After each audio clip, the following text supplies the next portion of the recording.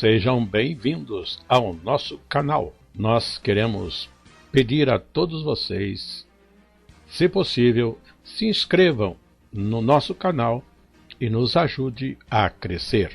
Também não esqueça de deixar ao final o seu like, se gostou ou não gostou do nosso estudo.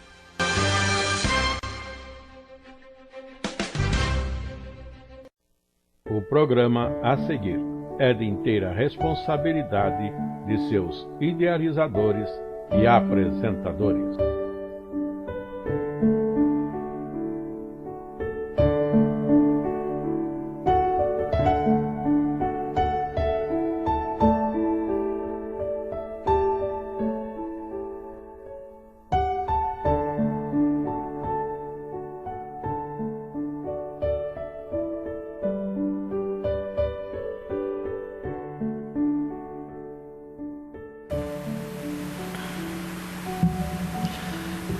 Saudamos a todos nossos amados irmãos com a paz do Senhor Jesus Cristo. Sabemos que estamos, além dos que estão aqui de forma presencial, acompanhando o nosso estudo de terça-feira, temos também outros nos acompanhando através dos canais de comunicação, pela internet. E nós estamos na nossa lição de Escola Bíblica Dominical para o trimestre. E, no caso, estamos estudando o livro de Ezequiel para as classes de jovens e adultos. E a lição presente já é de número 7, com o título Quando o castigo se torna inevitável. Na sequência, para este estudo, essa lição, nós temos como leitura bíblica em classe Ezequiel, capítulo 21, do verso 1 ao verso 7. Como texto áudio nós temos: Filho do homem, escreve o nome deste dia, deste mesmo dia, porque o rei de Babilônia se aproxima de Jerusalém neste mesmo dia. Ezequiel capítulo 24 e o verso 2. Para o nosso estudo, temos o esboço dentro do nosso padrão, em que a nossa lição número 7, com o título Quando o castigo se torna inevitável, e vamos desenvolver isso em 3 subtítulos. O tempo da longanimidade divina acabou. O povo está preparado para o castigo. A amarga experiência do castigo.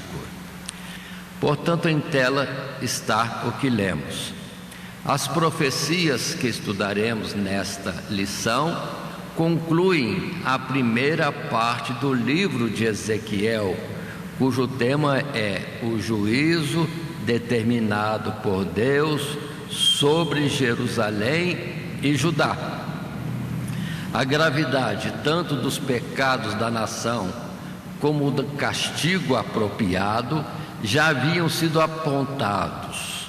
As razões divinas já haviam sido declaradas e as contradições do povo expostas.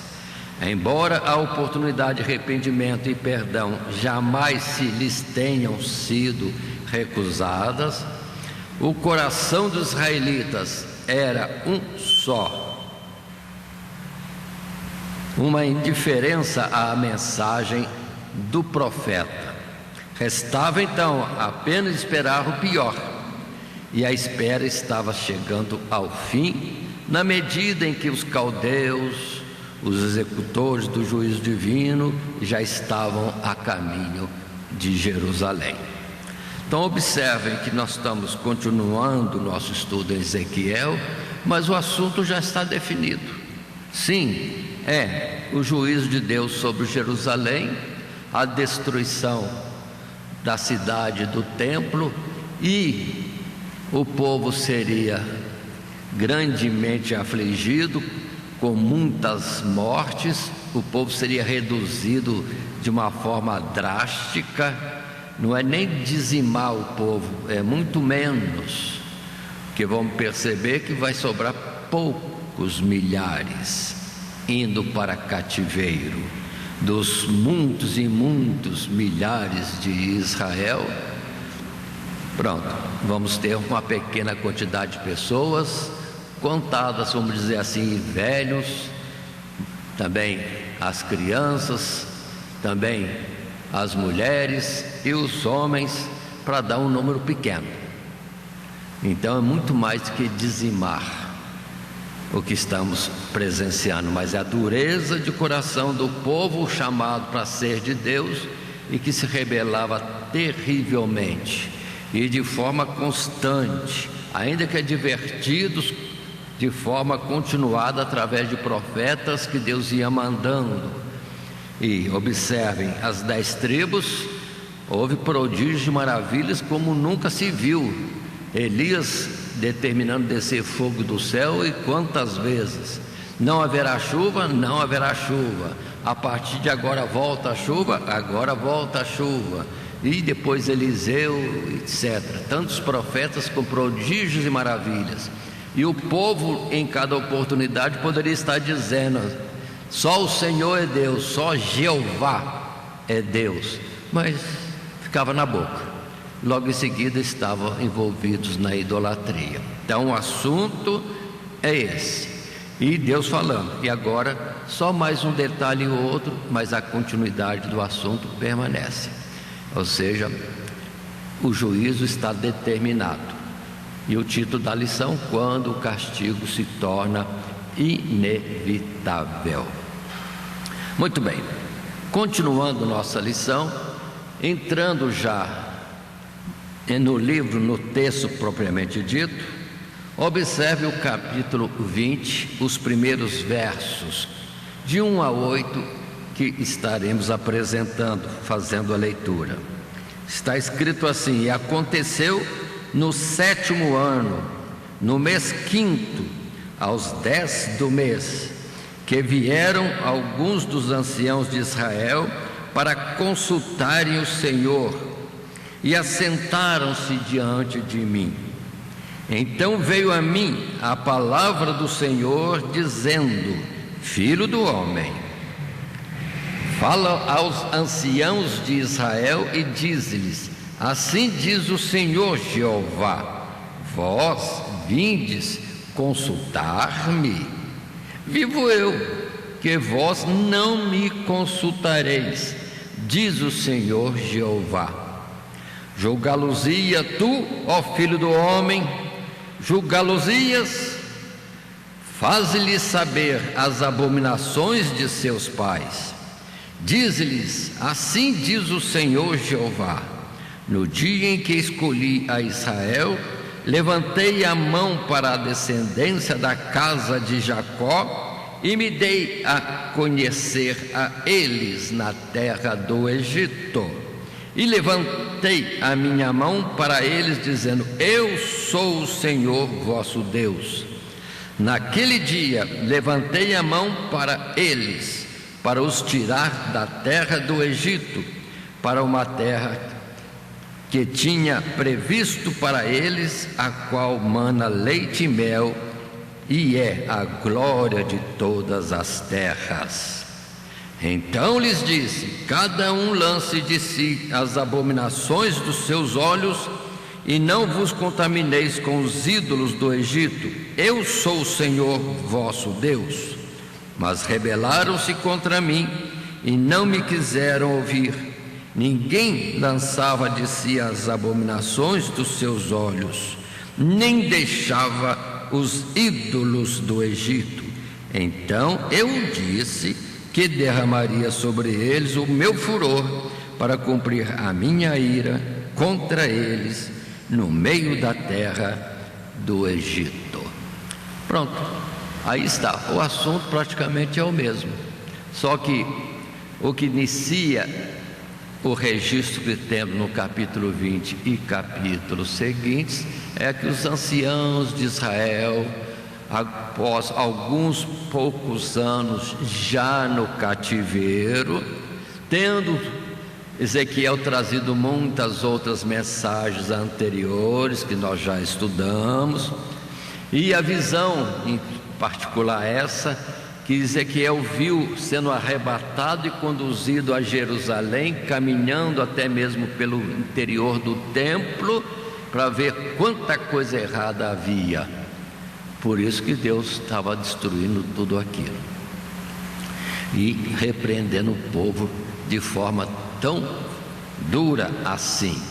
Mas só que os anciãos vieram agora, após uns poucos anos, para a casa de Ezequiel para consultar a Deus, como era costume, e sempre foi costume em Israel, ir até o profeta e perguntar alguma coisa, consultando a Deus, ou tomando informações de Deus.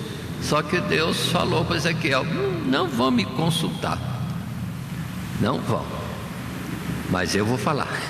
Não está escrito assim, mas Deus fala. Aí Deus vai falando várias coisas e continuando a anunciar detalhes sobre a proximidade da destruição de Jerusalém, porque ainda os que estavam no cativeiro estavam iludidos, lição também que já vimos anteriormente, de que o cativeiro ia acabar logo, mas já estão alguns anos, já são 6, 7 anos já. E a leitura que nós fizemos disse que sétimo ano, sétimo ano, e contavam ainda que retornariam a Jerusalém, lembrando que Jeremias disse 70 anos, e os falsos profetas, não, mais 2 anos acaba tudo. Não acabou não, e nem com 7 anos, e nem com 10. As coisas vão se estender longamente, e nesse tempo Deus está operando no povo, conforme também já vimos que o propósito de Deus é para bem, para não destruir Israel. Por isso lhes deixaria um remanescente, um grupo poupado da destruição. Mas continuando, entrando então assim no nosso primeiro subtítulo, o tempo da longanimidade divina acabou. E o nosso primeiro parágrafo coloca essa expressão, ou o texto que temos em resumo. As duas únicas referências cronológicas que encontramos para toda essa sessão, capítulo 20 até 24, permitem situar o período destas profecias entre os 2 anos que restavam para o cerco da cidade ter início. Isso está no capítulo 20, verso 1 e o verso 1 do capítulo 24. Em outras palavras, Nabucodonosor já havia recebido notícias da traição ou infidelidade do rei Zedequias, já que havia recebido notícia da traição do rei Zedequias e havia resolvido punir Jerusalém, fazendo dos judeus um exemplo para todas as nações. A ocasião desta palavra é, mais uma vez, a disposição hipócrita dos anciãos de Israel em vir até o profeta para ouvir a palavra de Deus. Hipócrita porque o coração deles e de todo o povo ainda estava aferrado aos ídolos, portanto não se impressionando com qualquer palavra da parte do Senhor e não demonstrando nenhuma disposição ao arrependimento. Por isso que Deus está irritado com eles. Querem consultar Deus, mas para quê? Curiosidade? Não é para mudança de vida. E vemos na continuidade do assunto que o povo estava preso ainda à idolatria na terra do cativeiro. Mas a lição vai ser dura, muito dura, em que depois não se fala mais de ídolo em Israel. Ou seja, o objetivo de arrancar fora de Israel o ídolo, a idolatria, existiu na expressão das imagens desenhadas nas figuras e nos próprios ídolos levantados. Em Israel não teve mais isso da forma como existia nos tempos aqui de Zedequias ou lá em Samaria das 10 tribos. Mas continuemos um pouco mais. O tempo da longanimidade divina acabou. Continua, só que agora versos 9 a 12 é o que queremos estar apresentando.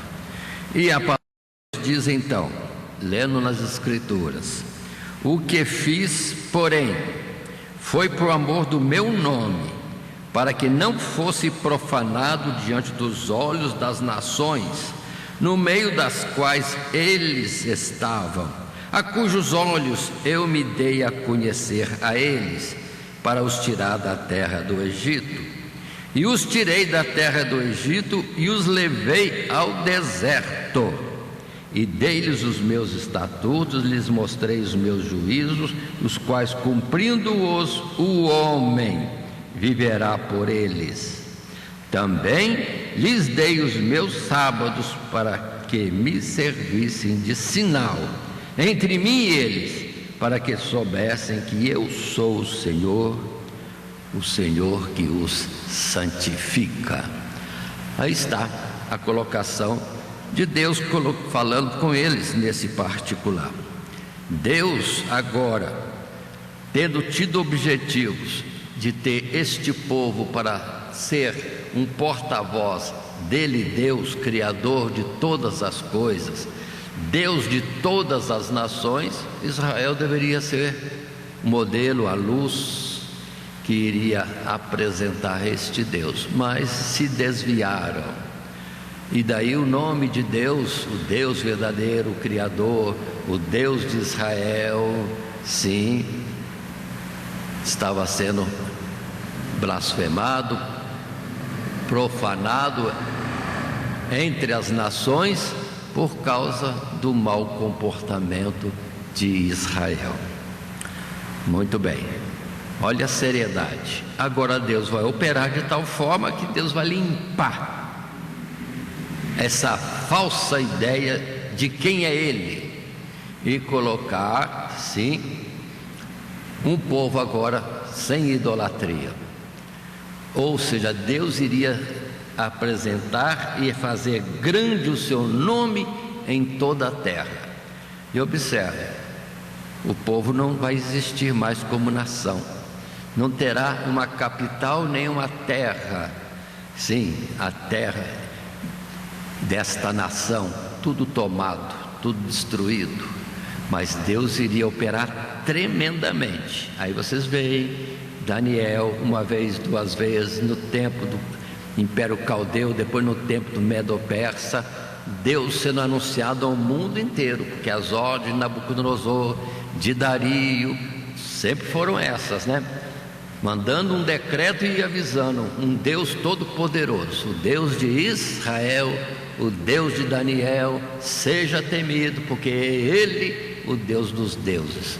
Estou falando com minhas palavras, mas tem muito mais palavras que os reis colocaram. E depois ainda, mais adiante, Ciro, com seu decreto também, anunciando que o Deus dos céus, cuja habitação é em Jerusalém, me determinou.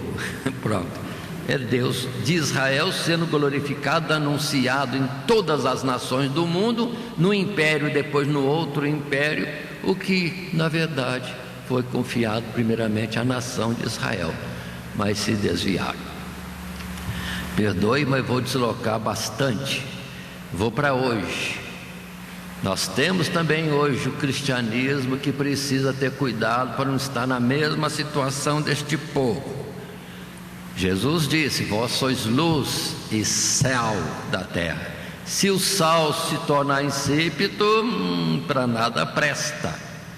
E observe como está o Ocidente na sua liberdade excessiva, que é uma libertinagem, e dizendo-se cristãos, filhos do Deus Todo-Poderoso, Pai de Jesus.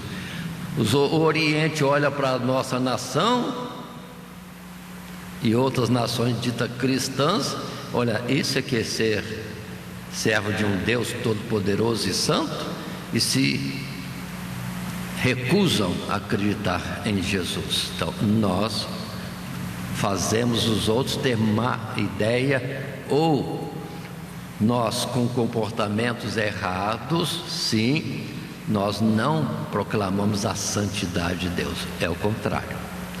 Estamos fazendo um serviço negativo. Perdoe dizer, mas olha o Oriente. Eles dizem que tem só um Deus e não tem imagem de escultura, segundo a nossa lei, a lei de Jeová. Mas o cristianismo está cheio de idolatria e cheio de, perdoa, como é que eu vou dizer essa palavra? Libertinagem. Fica amplo isso aí. E diz que é filho de Deus, enquanto que a santidade não é proclamada, e temos um carnaval que zomba de Deus. Então, será que o castigo não virá para nós também? Porque somos Israel que escandalizou o mundo. Na nossa geração, perdoe, se não os irmãos, mas o cristianismo em geral. Vamos chorar esse desastre que está sobre nós. Mas continuando, e com essa ideia de que Deus estaria glorificando o seu nome no mundo, exaltando o seu nome, porque Ele pode fazer isso, não precisava de Israel. Israel teve o privilégio de ser, vamos dizer assim, escolhido para fazer isso, mas erraram. Mas nesse segundo parágrafo, continuamos apresentando o texto. Essa rebeldia, porém, não tinha nada de novo, se não foram castigados antes, é porque Deus exerceu a sua longanimidade estendida por fatores tais como a promessa feita aos pais, e através disso engrandeceu o seu santo nome. O que fizes, Deus, porém foi por amor do meu nome, para que não fosse profanado diante dos olhos das nações. Mas a longanimidade de Deus não é infinita, embora possa ser grande além da nossa compreensão. Mas Ele não espera o pecador, nem contém a sua ira para sempre. Todo pecador tem a chance de ser poupado, mas se não aproveitá-la, não escapará ao castigo. Sim, ao castigo de Deus. Então, a mensagem está colocada aí. Deus nos colocou, nos chamou para sermos porta-voz, né? Eu vos escolhi e vos nomeei, né? Ide, pregai a todas as nações, e esses sinais seguirão aos que creem. Que Deus sinais estão um pouquinho sumidos. Aí vamos estar atentos que a mensagem enviada a Ezequiel, por Ezequiel, aquele povo há 2000 e tantos anos atrás, está servindo direitinho para hoje. Mas considerem isso: Deus glorifica o seu nome no mundo. Lembremos, repito, Daniel, Ananias, Azarias, Misael, também Esther, depois Mardoqueu, depois Neemias. Tem bastante gente, irmão, que foi um homem só talvez, uma mulher como Esther, mas pronto, anunciaram e fizeram um reboliço no mundo inteiro. Continuemos um pouco mais. No terceiro parágrafo dessa lição ainda, envolvendo o capítulo 20 de Ezequiel, com o dito tempo da longanimidade divina acabou, longanimidade. Mas a palavra que já vimos várias vezes durante esse período de estudo é que Deus é grande em força, tardio em irar-se, mas não tem o culpado por inocente. Mas continuemos, o texto em tela. Assim aquela geração chegava a um momento em que a longanimidade de Deus havia se esgotado. Não havia mais razão para esperar. Nenhum arrependimento brotaria daqueles corações. Se o furor divino não fosse derramado sobre toda aquela geração, leio de novo, nenhum arrependimento brotaria daqueles corações, se o furor divino não fosse derramado sobre aquela geração. O desejo do Senhor de que o homem viva pela justiça, que antes havia soado como um sincero e interessado conselho pelo seu bem-estar, agora seria inculcado nos corações endurecidos daquela geração da forma mais severa. E vos farei passar debaixo da vara, e vos farei entrar no vínculo do meu conserto. Pronto, aí a repreensão desta forma terrível, é para agora sim entenderem que Deus, é santo, ainda que misericordioso, Ele é juiz preciso e na hora certa atua. Portanto, estejamos atentos a isso. O verso colocado aqui no capítulo, no terceiro parágrafo, é o verso 37 do capítulo 20, e que diz para nós: e vos farei passar debaixo da vara, e vos farei entrar no vínculo do conserto. Esse é o verso que mostra o propósito de Deus. É castigo forte para um filho endurecido, rebelde. Assim era a nação de Israel. Mas continuando um pouco mais, agora indo para um segundo subtítulo, envolvendo os capítulos 21 e 22, capítulos extensos. Pelo que estamos falando é só um ponto, um detalhe ou algo mais importante expresso nos capítulos e não um estudo detalhado aqui nestes textos. Mas nos versos de 1 a 7, que é o texto da leitura bíblica em classe, podemos estar considerando. Assim foi a palavra que está registrada. E veio a mim a palavra do Senhor dizendo para Ezequiel: filho do homem, dirige o rosto contra Jerusalém e derrama as tuas palavras contra os santuários e profetiza contra a terra de Israel. E dize à terra de Israel: assim diz o Senhor, eis que eu sou contra ti e tirarei a minha espada da bainha e exterminarei do meio de ti o justo e o ímpio. Por isso que hei de exterminar do meio de ti o justo e o ímpio. A minha espada sairá da bainha contra toda a carne, desde o sul até o norte.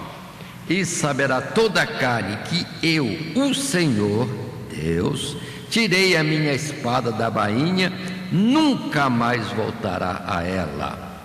Tu, porém, ó filho do homem, suspira à vista deles, com quebrantamento dos teus lombos e com amargura. E será que quando eles se disserem: porque suspiras tu? Dirás: por causa das novas, porque vem, e todo coração desmaiará, e todas as mãos se enfraquecerão, e todo espírito se angustiará, e todos os joelhos se desfarão em água. Eis que vem, e se realizarão, diz o Senhor Jeová. Então, uma grande destruição sobre o povo e também sobre as cidades de Judá. Já foi anunciado claramente em Jerusalém por Jeremias, claramente já foi falado por Ezequiel, como no capítulo 8, nós já vimos anteriormente. Mas Deus repete essa mesma coisa, que Ele vai trazer esse juízo e acabou, não tem mais tempo, está sendo executado. Só que observemos a misericórdia, até esse castigo, ele não foi de repente. Deus anunciou pelos profetas, veio Jeremias, anunciou, veio sim Nabucodonosor uma vez, duas vezes, três vezes, ou seja, um tempo longo, que chega a ser 11 anos nesse início, antes de Jerusalém ser destruída totalmente e o povo. Ou seja, a própria repreensão de Deus é em tempo que a pessoa que olhar e der atenção vai ver. Tem que correr para Deus, se arrepender, porque É sério, o juízo já chegou. Por 11 anos, o povo sendo castigado, dizimado, mais do que isso, as cidades destruídas. Então era tempo bastante. Agora não podemos fazer isso para a nossa vida, né, irmãos? Ainda que Deus deve agir assim também para nós, porque não sabemos onde é que é o limite de Deus. Não vamos tentar Deus. Se ouvimos a sua voz, diz as Escrituras, não endureçamos o nosso coração. Vamos tratar logo de se arrepender. Ninguém sabe quando é o momento exato nosso. E a nossa tendência sempre é mais um dia, mais 2 dias, mais um ano, mais 10 anos. Deus tem um tempo marcado. Assim, nesse subtítulo, no primeiro parágrafo, o povo está preparado para o castigo. O sentido é, estão avisados, estão vendo pouco a pouco as coisas acontecendo. Mas leiamos o texto em tela. O tempo da paciência havia acabado e o castigo pronto para ser executado. A figura da espada assacalada, ou seja, afiada ou polida e desembainhada, cortando em todas as direções, aponta para a punição brutal e avassaladora que seria exercida por Nabucodonosor sobre o povo judeu.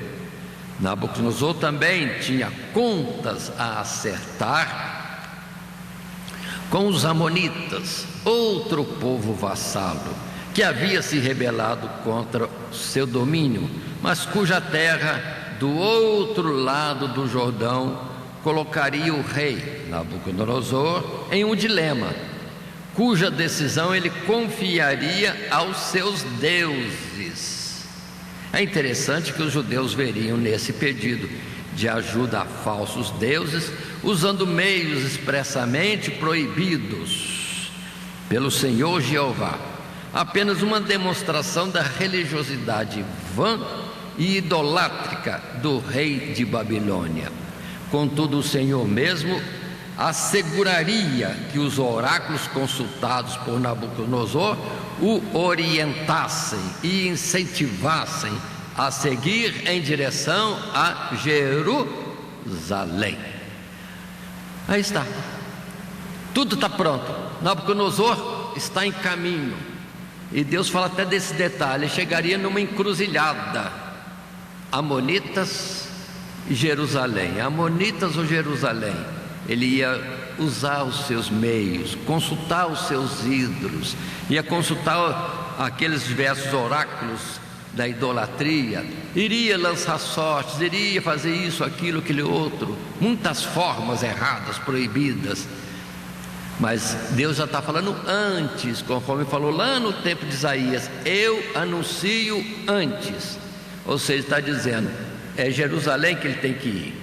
Então, o que os deuses pudessem fazer e que não podem fazer nada, tudo seria em vão, porque a ordem já está dada por Deus, o Deus de Israel. É Jerusalém o alvo. Ô Nabucodonosor, faça o que quiser fazer, diga os oráculos que quiser dizer, é Jerusalém. E assim vai acontecer. Deus dizendo que já está determinado, ninguém vai mudar. Os ídolos vão ser consultados, mortos poderão ser consultados, e vão jogar sortes, podem fazer tudo. É Jerusalém que Deus, o Deus de Israel, o que fez os céus e a terra, já determinou. Então Deus está falando antes, não é uma questão de sorte ou o que os falsos profetas da idolatria vão estar dizendo. Deus já determinou. Isso está no capítulo 21. Deus determinou Jerusalém. Pronto. Assim passamos ao capítulo 22. E também, ainda dentro desse subtítulo, o povo está preparado para o castigo. E no parágrafo 2 temos, no capítulo 22, o Senhor descreve Jerusalém como uma cidade preparada para receber a punição, e que havia até se apressado para isso. Ai da cidade, é a citação, que derrama sangue no meio dela, para que venha o seu tempo. A expressão julgarás Julgarás a cidade sanguinária significa que não havia sentido em o profeta orientar ou repreender os seus ouvintes, porque eles não dariam ouvidos. Restava apenas denunciar o pecado do povo e as suas terríveis consequências. A comparação seguinte torna ainda mais clara a imagem de que, naquela circunstância, Jerusalém era caso perdido e só restava mesmo ser submetida ao juízo divino. A casa de Israel se tornou para mim escória, diz Deus, restos inúteis de diferentes metais, e que, derretidos sob o calor intenso do forno, se fundem numa única peça, mais fácil de ser descartada. Mas é com grande tristeza que a cidade se afigura de forma tão terrível, pois bem desejou o Senhor encontrar alguém que estivesse tapando o muro, estivesse na brecha perante mim, contrapondo ao papel nocivo dos falsos profetas no meio de Jerusalém. Mas a ninguém achei. É a expressão do verso 29 desse capítulo 22. Então observe, mas a gente nota assim que Deus vai trazer o castigo, mas parece que com dó. É o pai amoroso que vai repreender o filho, porque ele é firme, mas ele gostaria que não tivesse que usar isso, mas vai usar, pelo bem do filho. E no capítulo anterior diz: e por bem do meu nome, que está sendo profanado. Deus ia acabar com a idolatria no meio do povo. E de que forma tão terrível. Mas as nações vieram a conhecer um Deus que traz juízo por muitas formas.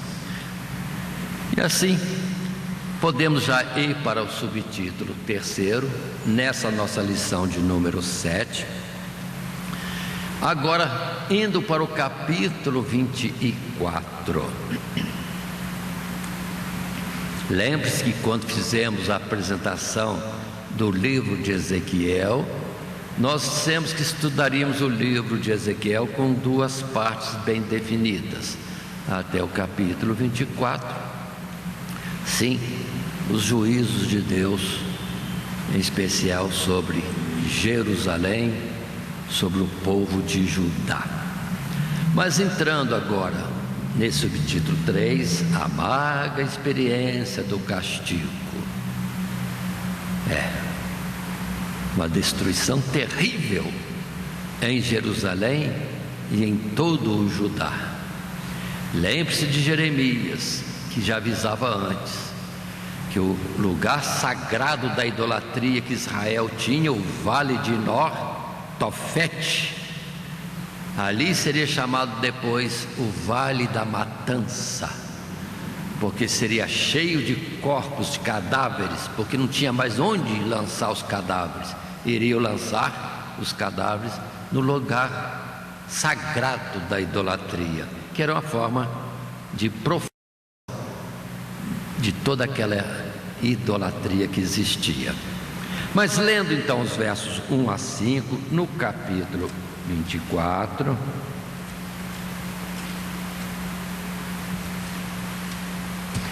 inicio: e veio a mim a palavra do Senhor no 9º ano, no 10º mês, aos 10 do mês, dizendo: filho do homem, escreve o nome deste dia, neste mesmo dia, porque o rei de Babilônia se aproxima de Jerusalém neste mesmo dia. E usa de uma comparação para com a casa rebelde, e diz-lhe: assim diz Senhor Jeová: põe a panela ao lume, e põe-na e deita-lhe água dentro, e ajunta nela bons pedaços de carne, todos os bons pedaços, as pernas e as espáduas, e encha de ossos escolhidos. Pega no melhor do rebanho e queima também os ossos debaixo dela. Fala ferver bem, e cozam-se dentro dela os seus ossos. esse texto, e essa expressão carne na panela já foi estudado lá atrás, e era um ditado dos habitantes de Jerusalém, dizendo que a cidade era a panela e os seus moradores eram a carne. E Deus falou: muito bem, tá certo, vai ser assim. Ou seja, Jerusalém serviria de panela para consumir todo aquele povo que ali se rebelava contra, primeiro, visivelmente, Nabucodonosor, segundo, contra Deus, porque as palavras de Deus eram claras por Jeremias. Deus levantou Nabucodonosor como seu ungido, e como seu ungido, seu servo, vai fazer o que Deus quer, e o que Deus quer é que a cidade seja corrigida. Como? Destruição da cidade, do templo e do povo.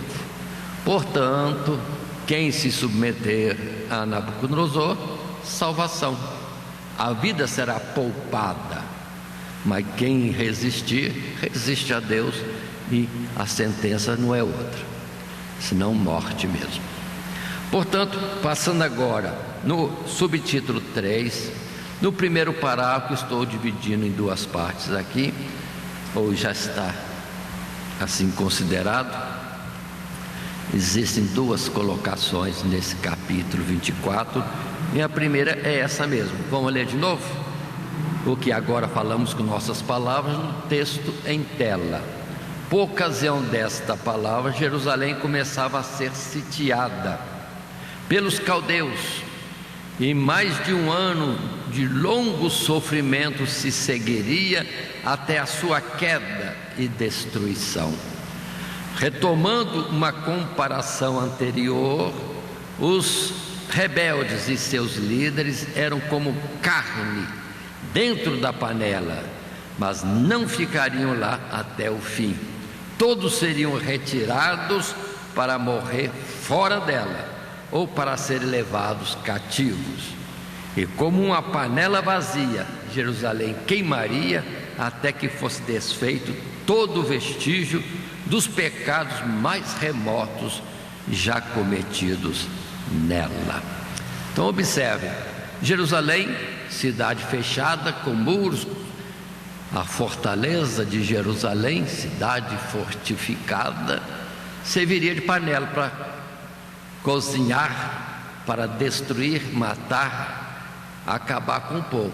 Ainda que Deus diz, nem todos vão morrer dentro dela, para quebrar o ditado que o povo dizia: muitos vão ser tirados da panela, colocados fora de Jerusalém, mas quem para a morte, morte, quem para cativeiro, cativeiro.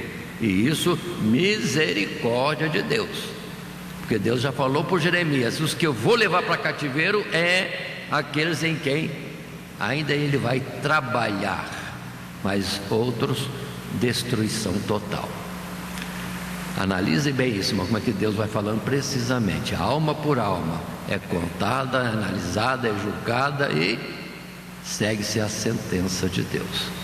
Mas a sentença de Deus estava na mão e na boca de Nabucodonosor, para a gente entender como é que Deus controla tudo. Por isso está escrito que o coração do rei, ou do líder, ou do governante, está na mão de Deus, e Deus inclina para onde quer. Assim, Nabucodonosor vai para os amonitas? Não, vai para Jerusalém. Em Jerusalém, o que é que eu vou fazer? Destruir tudo. Vou destruir todo o povo? Não. Alguns você leva para cativeiro. Pronto. Deus colocou isso. Por isso, irmãos, nós temos que, na época de eleição, a gente tem sempre falado, a gente fica querendo escolher o líder nosso. Não, nós temos que orar a Deus e pedir para Ele colocar o que Ele quiser, e que tenha misericórdia e coloque alguém que possa servir ao povo de forma que haja paz, haja prosperidade. Agora fica disputando como se dependesse do homem que a gente vai colocar lá. Não depende do que nós vamos colocar, depende do que Deus for fazer com ele. Aí mais importante orar do que fazer campanha política. Irmãos, estão entendendo minha forma de falar, né? O coração do governante está na mão de Deus. Pode ser um homem ímpio, idólatra como Nabucodonosor, mas Deus tomou o coração dele e ele vai fazer o que Deus quer. Pronto, está resolvido. Mas continuando, uma segunda parte ainda, lendo primeiramente o texto bíblico, em 15 a 24 de Ezequiel. Aqui que está a coisa assombrosa. É quando o profeta também é envolvido. Nós temos dito que Deus faz representação, coloca o mundo e o que nele acontece, as nossas vidas, de tal forma que somos atores de um teatro de Deus. E aqui está Ezequiel.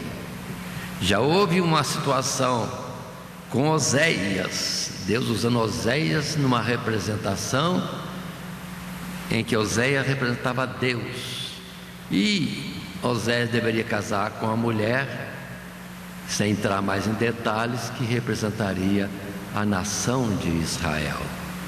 Aqui nós vamos ter Ezequiel representando Deus e a mulher dele representando a nação de Israel.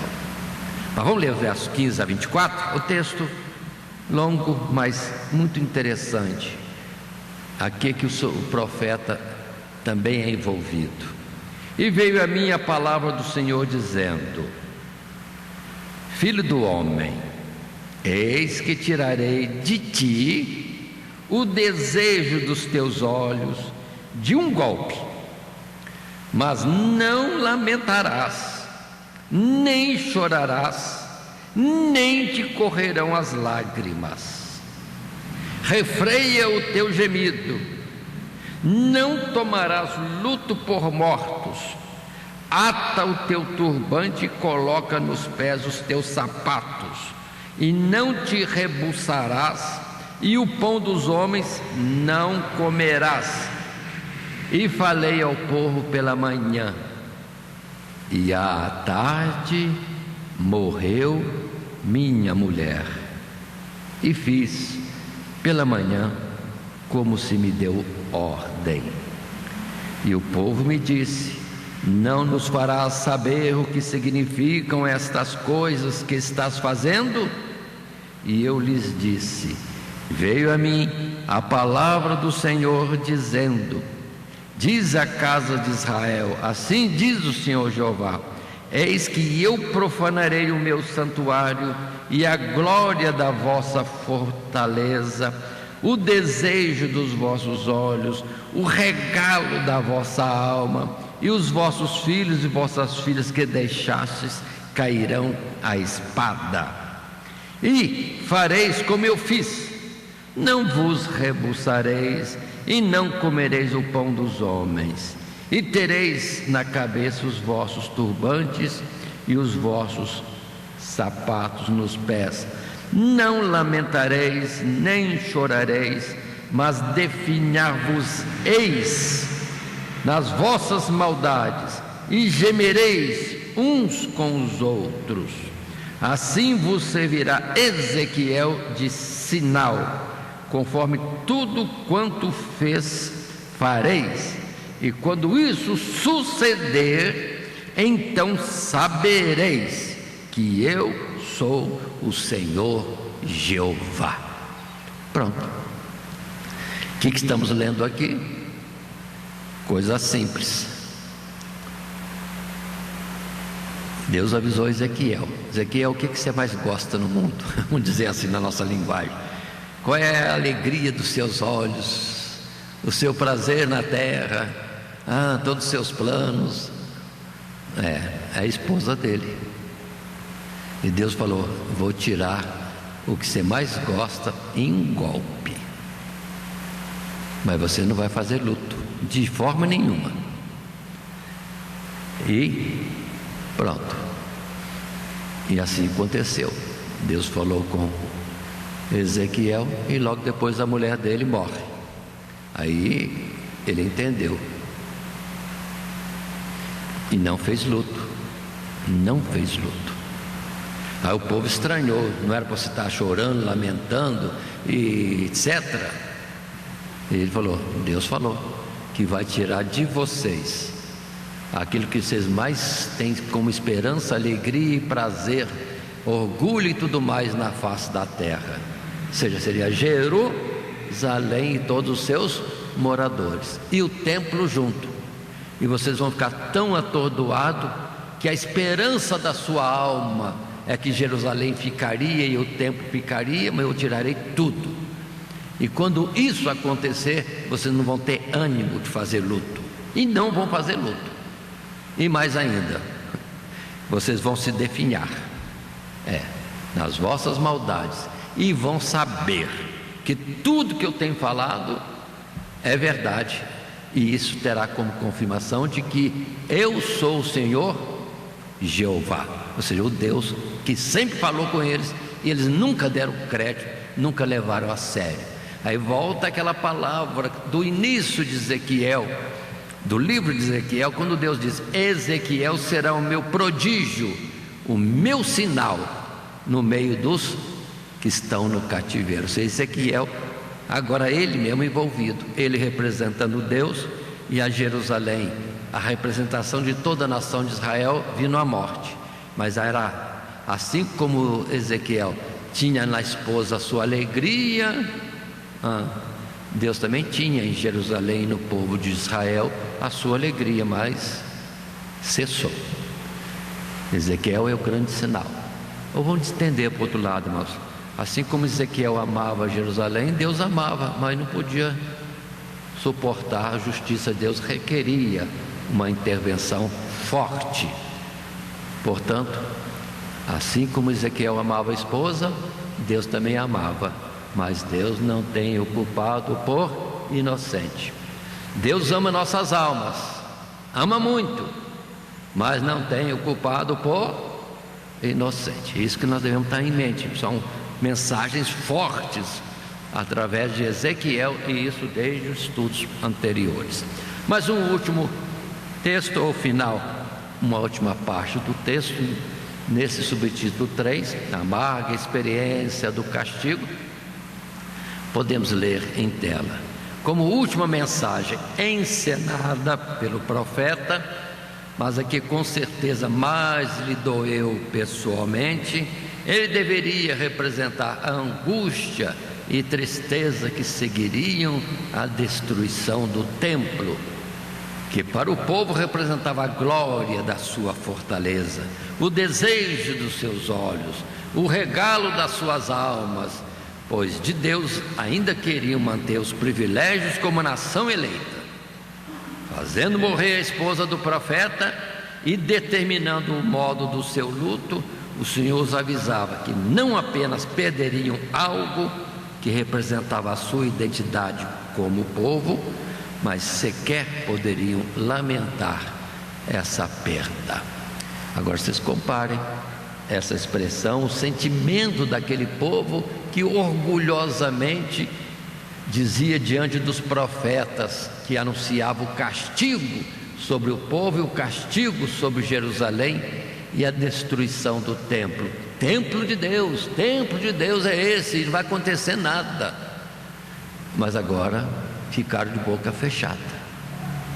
Como foi anunciado por Miqueias, como foi anunciado por Jeremias, como estava sendo falado tete a tete com eles lá no cativeiro por Ezequiel, a cidade foi destruída.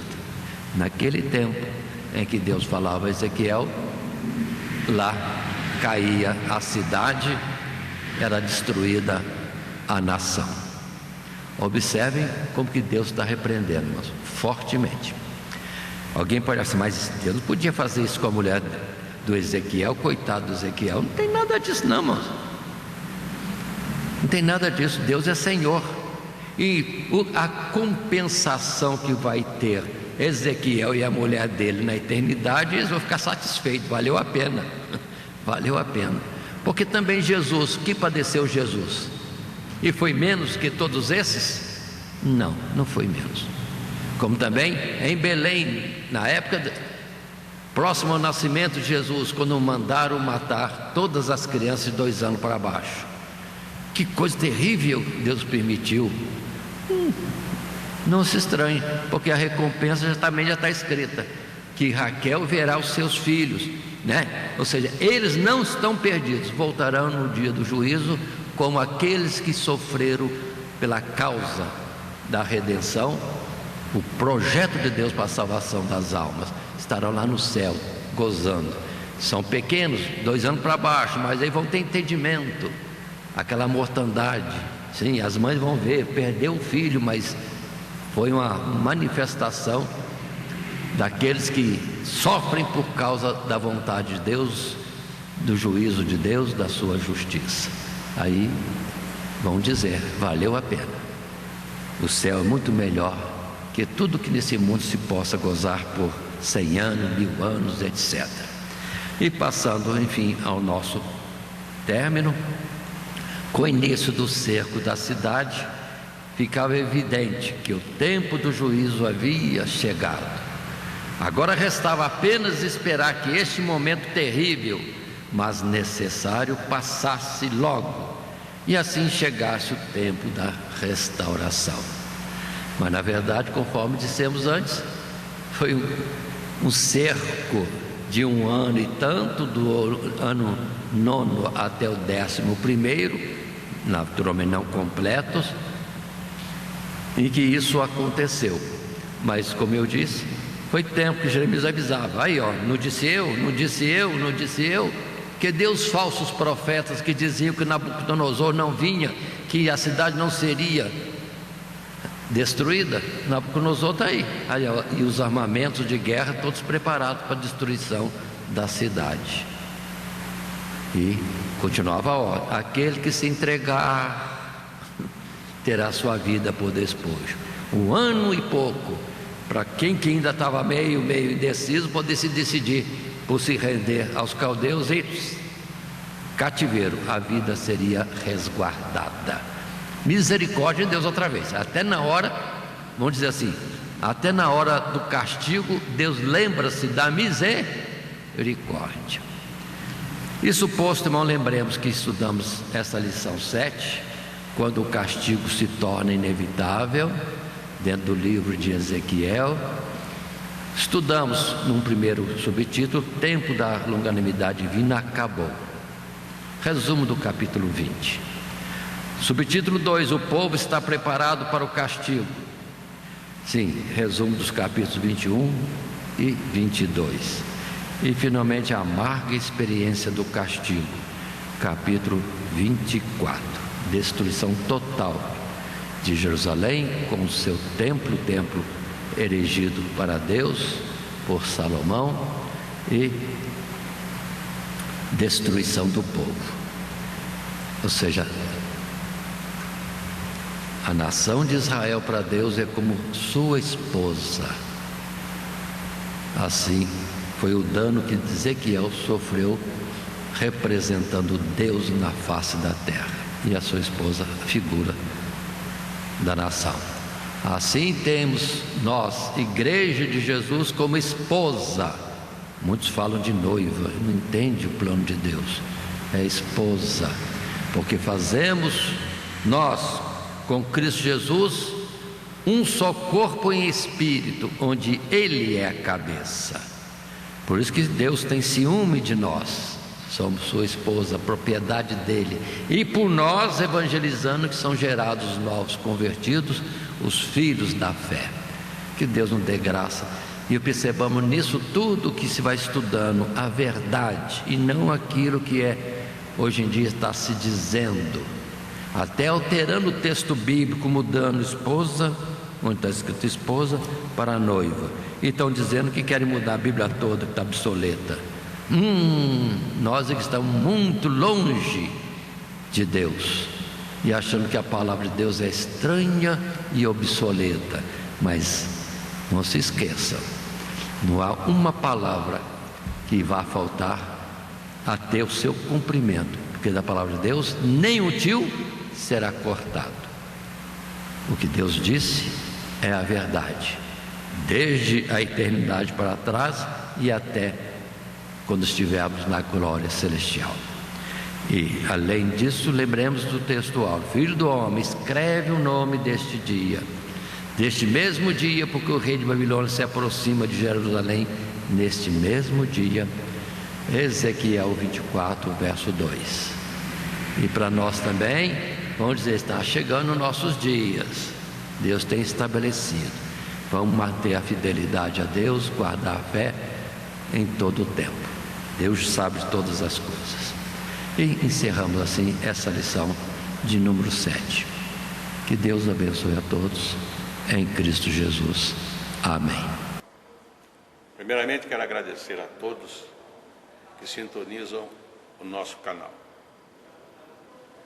Canal voltado principalmente à transmissão, à divulgação da Palavra de Deus. E ao encerrar o estudo desta noite, eu quero pedir a todos vocês, os que ainda não são inscritos em nosso canal, se inscrevam. Se inscrevam. Logo aí embaixo está aí a palavra inscreva-se. Clica nela. Somente isso. Se o estudo desta noite foi do teu agrado, você gostou, você concordou, clica aí no gostei. Gostei. Se você não gostou, é um direito seu. É um direito seu não gostar. Mas você pode manifestar isso. Para nós será importante isso. Saber que alguém não gostou. Clique no não gostei. Fácil. Não vai identificar você, nada. Simplesmente você vai expressar a sua opinião. Gostei, dedão para cima. Não gostei, dedão para baixo. E também pode, se você acha interessante compartilhar com seus amigos, compartilhe o nosso trabalho. Compartilhe. Aí embaixo, compartilhe. Você pode compartilhar no YouTube, pode compartilhar no Instagram, pode compartilhar no Facebook, pode compartilhar no Messenger, no WhatsApp. Vai simplesmente nos ajudar a crescer.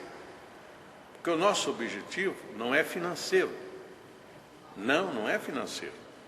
Pode ver que os nossos trabalhos são todos sem fins lucrativos. Coopere conosco. Nos ajude. Temos também os nossos blogs, a nossa emissora na web, a Rádio Net Grata Nova. Tudo isso você encontra aí embaixo na descrição do nosso vídeo, do nosso estudo. Dá uma olhada, todos os endereços estão aí, junto à descrição dos nossos estudos. E eu agradeço, primeiramente a Deus, por tudo que Deus tem feito nesses anos que nós estamos trabalhando na internet. E a você, que toda semana entra no nosso canal. Deus te abençoe. Todo dia, toda hora, muito mais prazer em ouvir. Radionet Grata Nova. Web Rádio, a qualidade que faz a diferença, cada vez mais necessária. Rede Grata Nova de Evangelização. Acesse nosso site www.horadadecisão.com.br. Hora da Decisão, tudo junto, sem acento.